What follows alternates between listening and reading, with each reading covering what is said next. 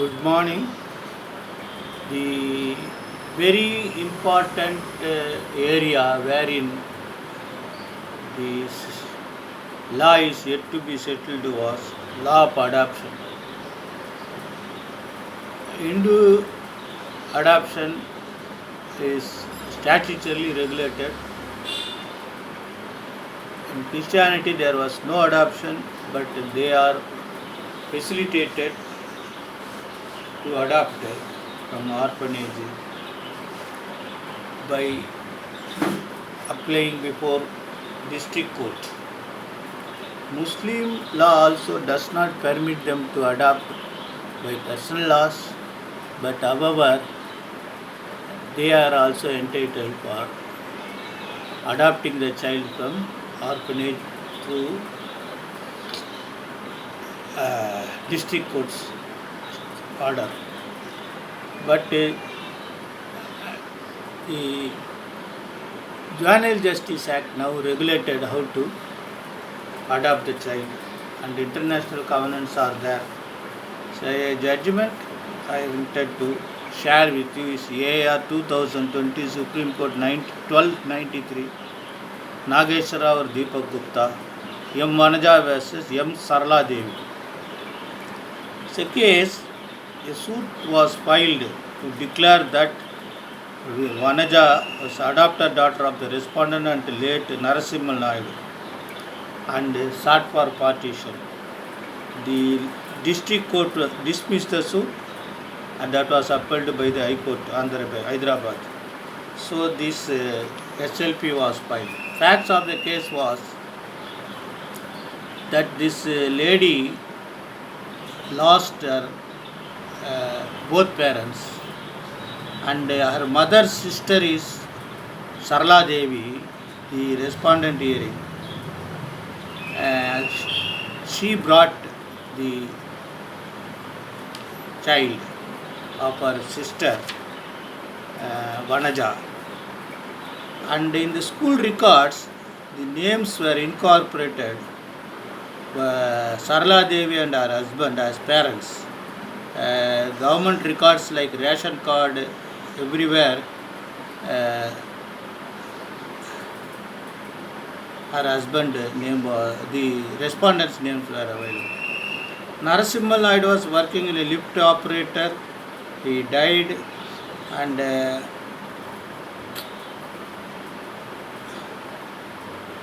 there was some history that the Vanaja's parents' marriage was initially not accepted. Thereafter, it was accepted. Service record also, the appellant's name was available, but subsequently Sarla Devi since attempted to sell her property. The adoptive daughter filed suit for partition. That resulted this. The Supreme Court has discussed Section 7 and 11 of the Hindu Adoption and Maintenance 1956. Prior to that, there was no, only regulatory Veda guidelines were there, and Mitakshara and Dayabhaga rules were regulating the factum of adoption in respect of personal laws of the Hindus.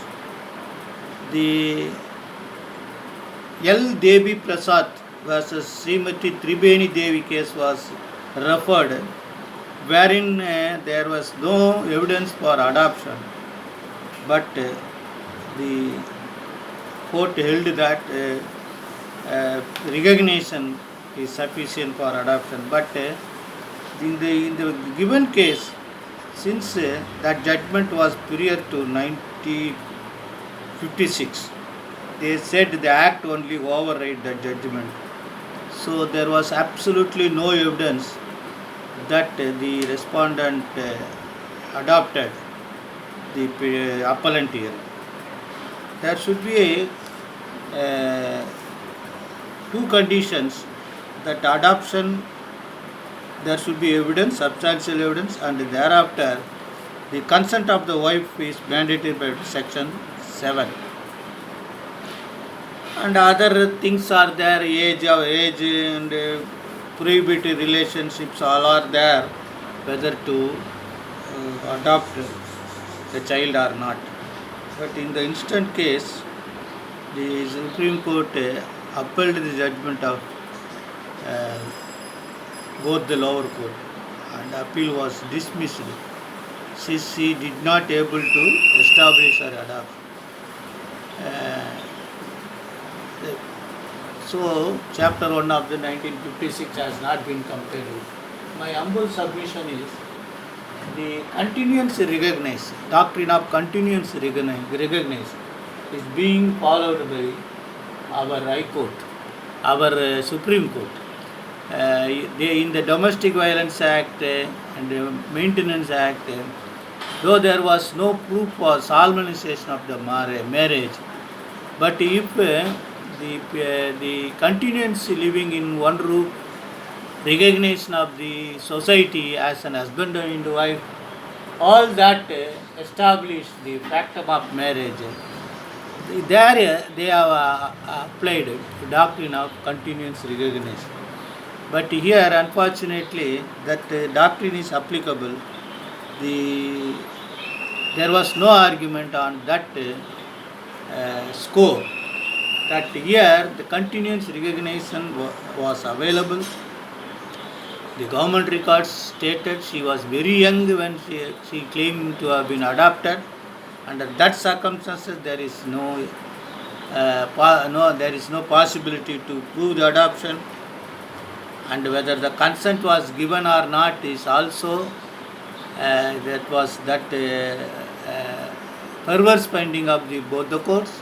Unfortunately, it was affirmed by the Supreme Court, because once the pension particulars contains the Vanaja's name as a daughter, so the silence upon the mother itself shows that there was a consent, implied consent. This would be my argument, but unfortunately the case was lost. Probably this was due to the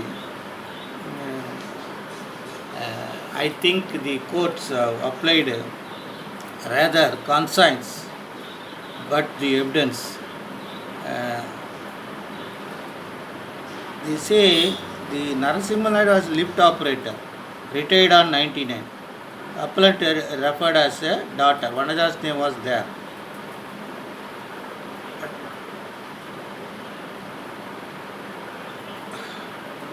She married without the consent of the parents, the adoptive parents. Therefore, however, they later on arranged for grad reception, and all these things are there. He also purchased certain other properties. This is what she is entitled to half share of his properties. This is what the court felt. I do not understand how this scale was tilted over mother. After all, she was brought up by the parents, including the respondent, and somebody else who is getting benefit due to this judgment. It seems to be powerful. However, this is the fate of the every innocent persons who are not capable to engage a lawyer and socially interested lawyer. But however, the judgment is subject to review. It is in per curiam because of this continuous recognition doctrine was not applied. It is since every record shows that there was implied adoption, and there was no particulars in the judgment, though it was stated M. Sarla Devi dead. Then how they have descended with 1970 SC 1286 and also AR 2011 SC 644, which was relied. This 70 was dissented because that judgment was prior to 1956. Therefore, I hope better go through the entirety of judgment. Best wishes.